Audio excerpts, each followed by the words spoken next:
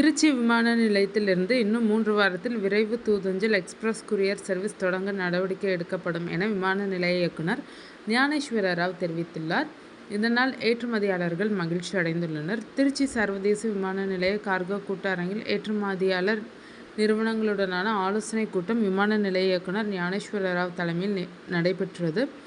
அப்போது விமான நிலையத்தில் பொருட்களை ஏற்றுமதி செய்வதில் உள்ள குறைபாடுகள் மற்றும் மேம்படுத்த வேண்டிய பணிகள் குறித்து ஏற்றுமதியாளர்கள் விளக்கினர். மேலும் சுங்கத்துறை அதிகாரிகளின் அணுகுமுறை மற்றும் அவர்கள் தரப்பிலிருந்து கொடுக்கப்படும் நெருக்கடிகள் உள்ளிட்டவற்றை சீரமைத்து கொடுத்தால் தினமும் 100 டன்னுக்கும் அதிகமான பொருட்களை ஏற்றுமதி செய்ய முடியும். இதனால் விமான நிலையத்துக்கு கூடுதல் வருமானம் கிடைப்பதோடு பொருளாதார வளர்ச்சியும் ஏற்படும் என்று ஏற்றுமதியாளர்கள் தெரிவித்தனர். கூட்டத்துக்கு பிறகு விமான நிலைய இயக்குனர் ஞானேஸ்வர ராவ் செய்தியாளர்களிடம் கூறியது: விமான நிலையத்தில் பல ஆண்டுகளாக மூடப்பட்டு கிடந்த எக்ஸ்பிரஸ் கூரியர் சர்வீஸ் விரைவில் செயல்பாட்டுக்கு வரவுள்ளது.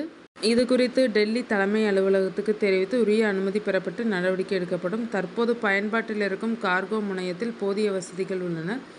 ஏற்கனவே திருச்சியிலிருந்து கொச்சின், ஹைதராபாத் போன்ற விமான நிலையங்கள் மூலம் தங்களுடைய பொருட்களை ஏற்றுமதி செய்து வரும் ஏற்றுமதி நிறுவனங்கள் இனிமேல் திருச்சியிலிருந்து அவற்றை ஏற்றுமதி செய்வதற்கு முன்வர வேண்டும். இவ்வாறு அவர் கூறினார்.